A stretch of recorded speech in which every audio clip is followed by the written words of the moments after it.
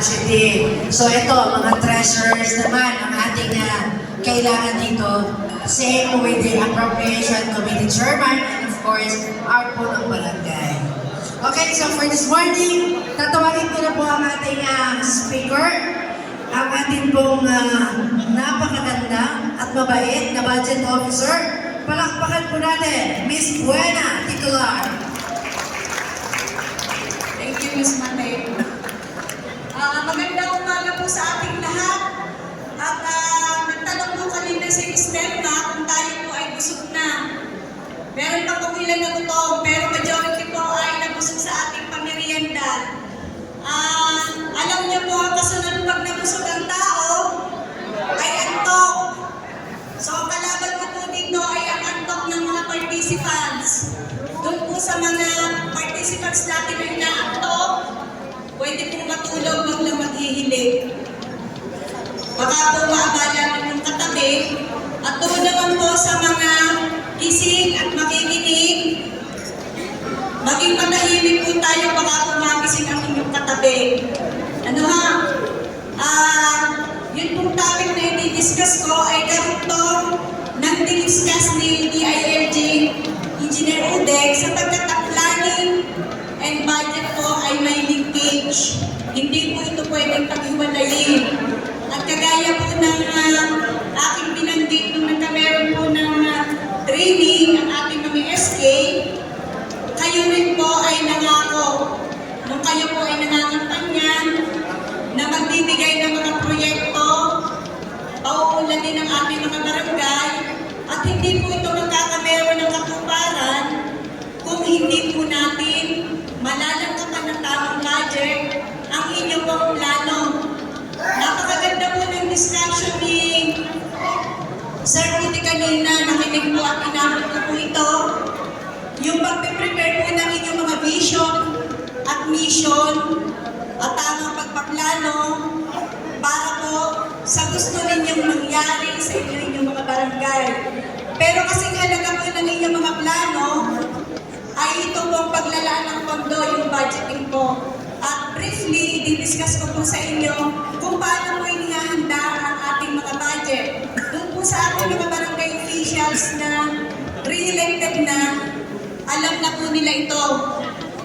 Sa ilang panahon na din po na kami ay nasa budget office, nakasama na po namin sila at na-discuss na po namin sa kanila kung paano po ito hahanda, kung paano natin paghahandaan yung i-implement natin mga programs. Dahil nga po, hindi po natin mai-implement ang ating mga projects kung wala po itong tamang paglalaan ng pondo.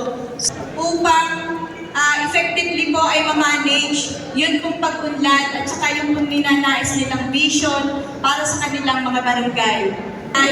Ay nagiging basihan sa tamang pagpaplano at pagpapatupad ng mga pulisiya sa ating mga barangay. Ito din po ang ginagamit natin para sa ating implementation, pag-control po ng pondo ng ating mga barangay, at ito rin po ay magandang instrumento para po maging makuna natin ng impormasyon at mapaghandaan natin kung ano man pa po yung mga kulang na nais natin gawin para sa ating mga kabarangay. Meron po tayong legal na basihan para po sa pag-prepare ng ating annual budget at priority na kailangan po nating tandaan sa pag-prepare po ng ating budget. Unang-una, kapag mag-prepare po tayo ng budget, hindi po yung kung ano lang ang gusto nating gawin para sa ating mga barangay o magdidesisyon tayo kung saan lang natin dadalhin ang mga pondo. Meron po tayong legal basis kung saan po muna natin dapat ilaan ang ating mga estimated income sa ating mga barangay. Ano-ano po ang mga ito? Unang-una, 10% po ng ating annual budget ay ilalaan natin sa ating SK fund. Ang basis po nito yung regular income ng barangay. So if ever meron po tayong mga barangay na may part po ng source ng kanilang estimated budget for the year, ay kukunin sa beginning, meron po beginning balance o may grants and donations, yun lamang po manggagaling sa local sources. Mainly yun lamang po galing sa real property, collection po sa buwis, nakinukolekta po ng barangay, at saka po yung national tax allotment. Yun lang po ang basis natin for computing the SK Fund. At ito po ay nakabase sa provision din ng Local Government Code, which is RA 7160, at yun pong ating RA 11768, kung saan po ito po yung guidelines ng ating sangguniang kabataan sa pag-i-implement naman ng kanilang mga programa. Pangalawa po, yung pong national tax allotment na nanggagaling sa national government, ito po ay kukunan natin ng 20% for development program. So, tandaan po natin, yun pong SK Fund sa total budget po ng barangay, ang 20% development fund po ay kukunin sa national tax allotment. Bahagi lamang po ito ng annual budget. Isa pa po, yung 5% barangay risk reduction and management fund. Ito din po ay manggagaling sa kabuuan na budget ng ating mga barangay. Ano po ang legal basis nito? Sa implementation nito, yung RA 10121 at saka po yung joint section 1 ng IRR po ng 11 ng 10121. Isa pa po sa ating mandatory na kailangan pong paglaanan ng pondo kapag tayo ay mag-prepare ng isang annual budget, yun pong 1% for PCPC or yung tinatawag po natin para sa Barangay Council for the Protection of Children, wherein majority po ng ating mga barangay ay naglalaan ng 1% pang-sweldo po sa ating mga daycare workers. Ano po, so majority po ng ating mga barangays ay exceeding 1% pa. Yun pong appropriation para dito. Isa pa po, kailangan din po natin maghanda ng programa ng PPAs natin sa gender and development. 5% din po ng total budget from regular sources ay kailangan po natin ilaan para dito. Ang legal basis naman po nito yung ating RA 7192 and 9710 at guided din po tayo ng Joint Memorandum Circular na ini-issue ng DILG, DBM, and NEDA. Ito po ay common sa ating mga secretary and treasurer kasi meron po itong reportorial requirement. Meron po accomplishment na necessary po submit natin yearly. Another thing po, for senior citizen PWD, kailangan din po natin maglaan ng 1% ng total budget for the program na ang makikinabang naman po ay ang ating senior citizen PWD.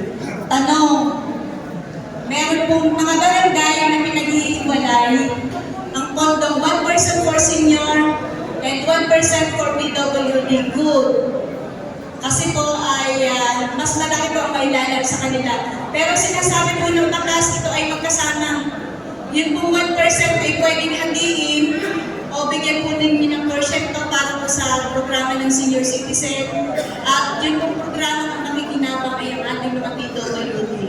Although hindi po mandated by law na maglaan ng certain percent sa ating annual budget para po sa peace and order program, tayo po ay ini-encourage ng national government, ng ating DILG, na maglaan po ng portion for peace and order program. Programa po at laang pondo para po dun sa ating drug clearing, sa anti-drug prevention program po sa ating mga barangay. Yun po honoraria na susweldohin po natin. Kahit po tayo ay mga volunteer sa ating mga barangay, tayo po ay binigyan ng benepisyo na magkakaroon po ng honoraria. Ito po ay under ng personal services. So, yun pong mga expenditure na ating i-approve sa ating mga barangay, meron po itong expense classes.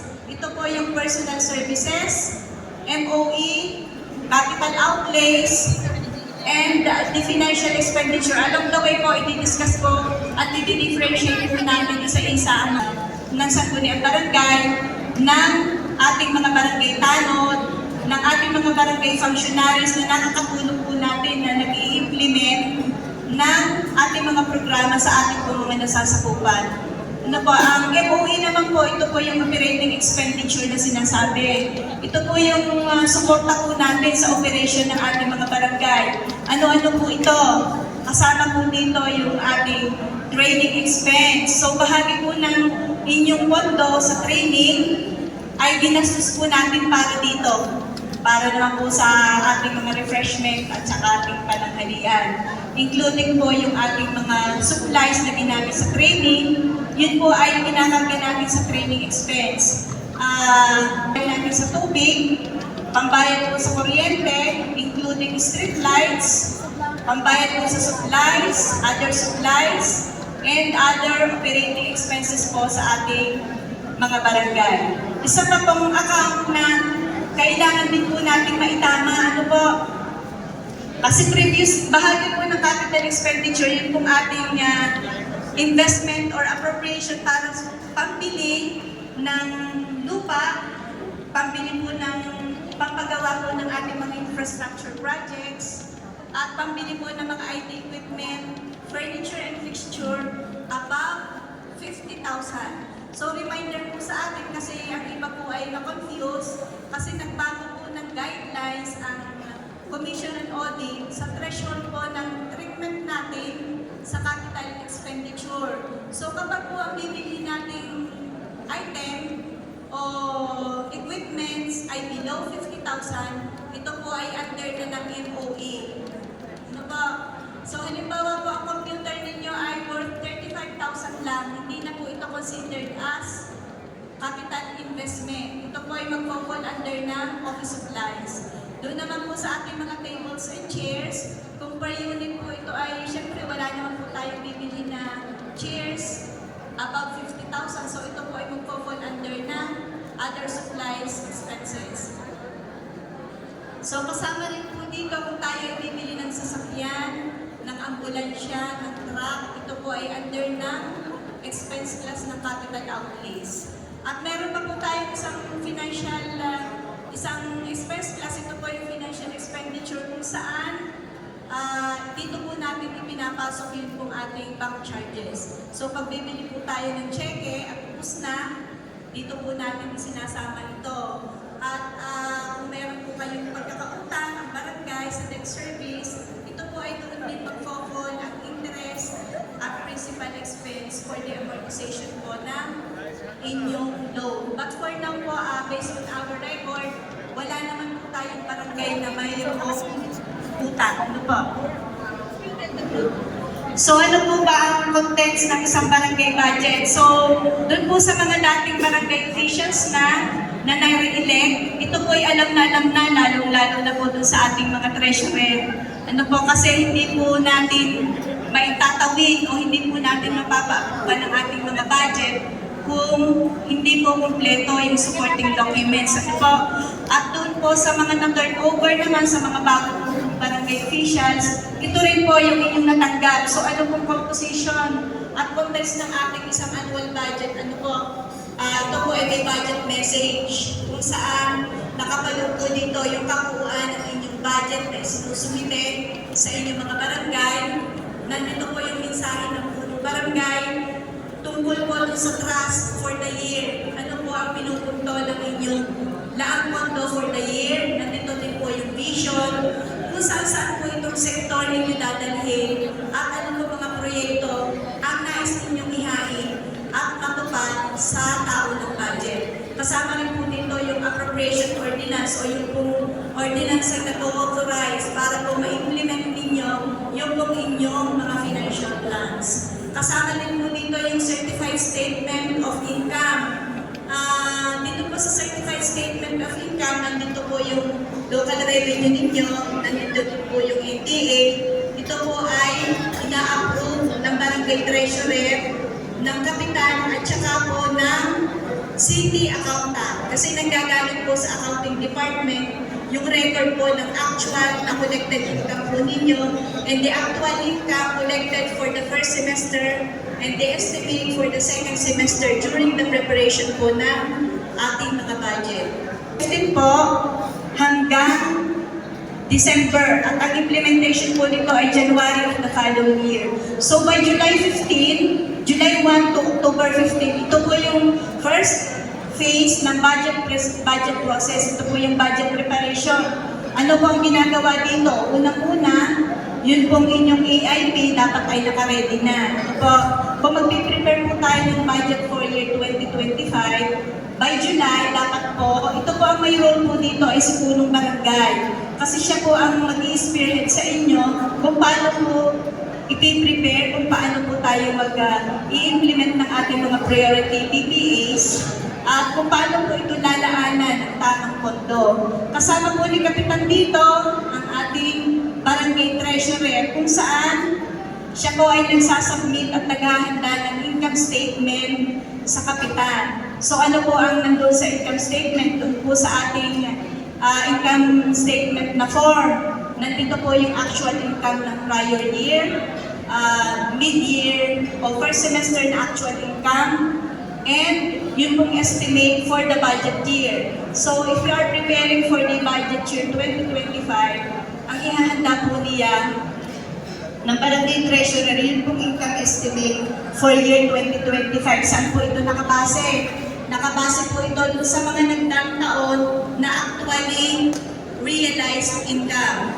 At if ever po may mga initiated action na po ang barangay to increase the revenue, pwede po ninyo itong isama. Say, nag-increase po kayo ng inyong buwis para po sa mga business establishment sa inyong barangay, pwede po yun ninyong isama dun sa mga estimated increase ninyo sa inyong income for the year. So, hinihingi din po ito at nakasaad po sa provision ng RA 7160 na pagdating po ng October 16, lahat po ng ating mga budget, lahat po ng ating mga financial plan shall be submitted sa ating pong barangay council. So ito na po yung next phase, budget authorization.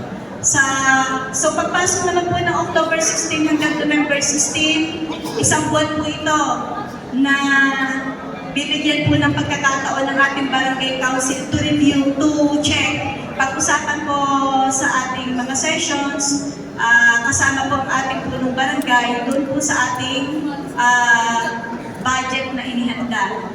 At ano po ang ating mga kailangan consider dito, i-evaluate po natin kung yung gano'n lahat ng pinunduhan natin, kagaya po ng binanggit kanina, may ranking po tayo, first priority, second priority, third priority. So kung yun pong first priority na need po natin i-implement na PPA, yun po ang makikita natin may pondo sa ating pong annual budget.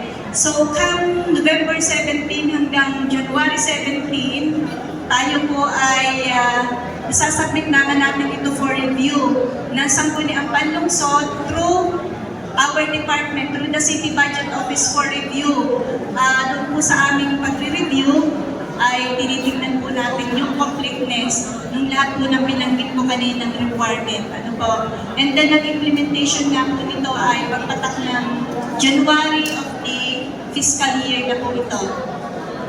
So yan po, yung sa budget preparation, tandaan po natin July 1 to October 15. So may sufficient time po ang bawat isa na makapaghanda ng ating budget for each year. October 16 po, kailangan natin na isubmit sa Sangguniang Barangay. Yun po sa budget preparation, kagaya ng binabanggit ko kanina, kailangan pong maisubmit ng barangay treasurer kay kapitan kasi ang may immediate responsibility po sa preparation ng ating annual budget ay si punong barangay. At dapat po nating mapaghandaan kung tayo po ay may malalaking proyekto na nais natin i-implement sa ating mga barangay, ay maitama naman po natin dun sa ating estimated na income, yung pagkukunan po natin ng mga pondo.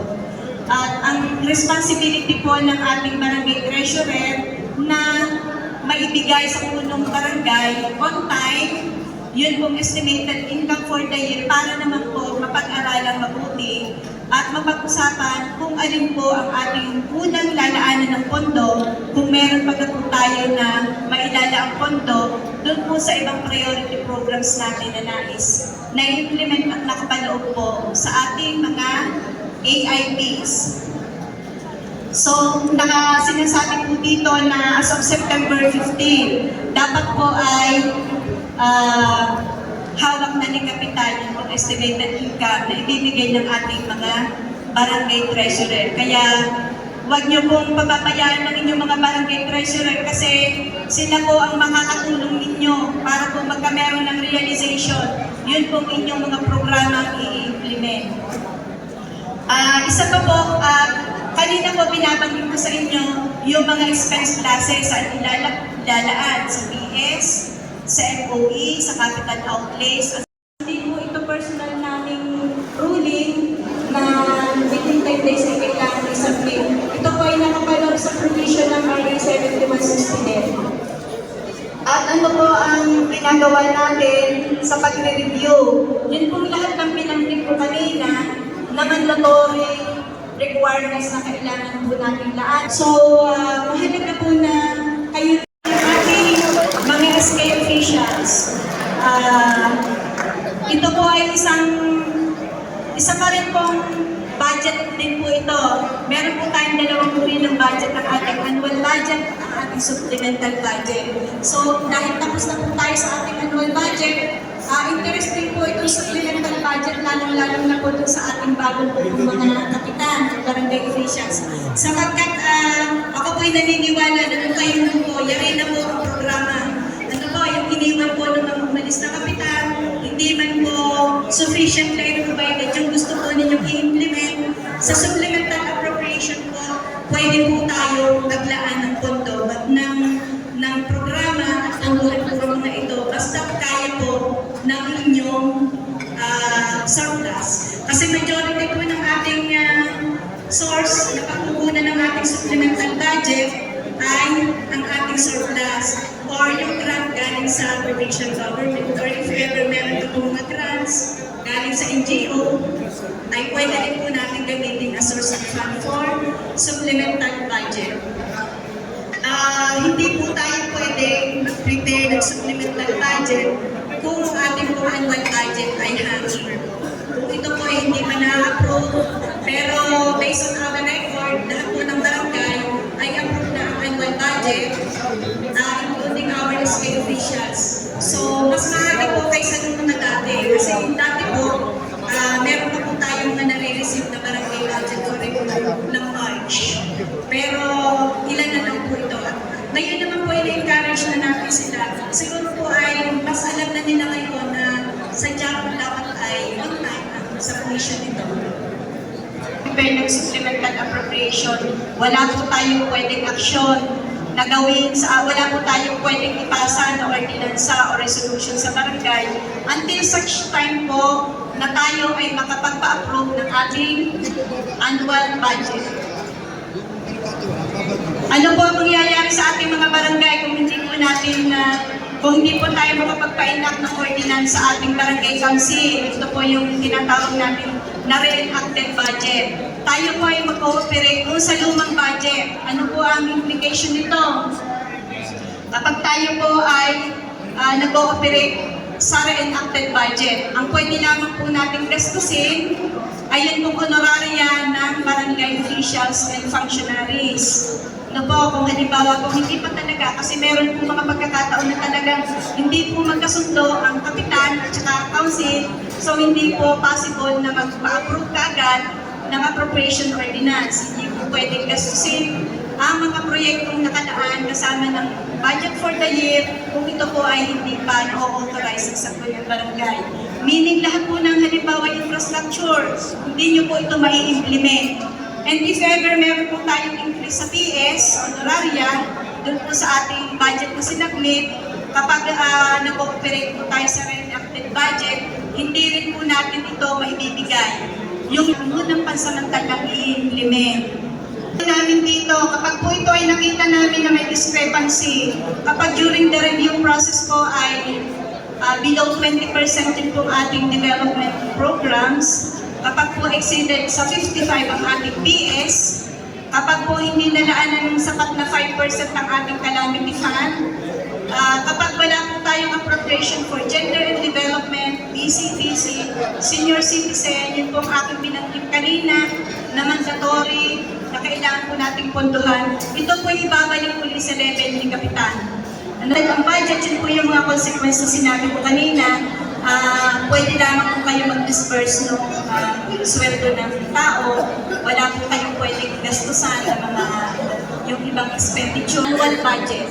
So yun lamang po, tapos na po tayo. Tapos na. Lahat tayo masaya. Hindi ko po alam kung sana po ay naiintindihan ng aking explanation. Po ay na-absorb. Ito po ay makikita natin pag nag-prepare ng supplemental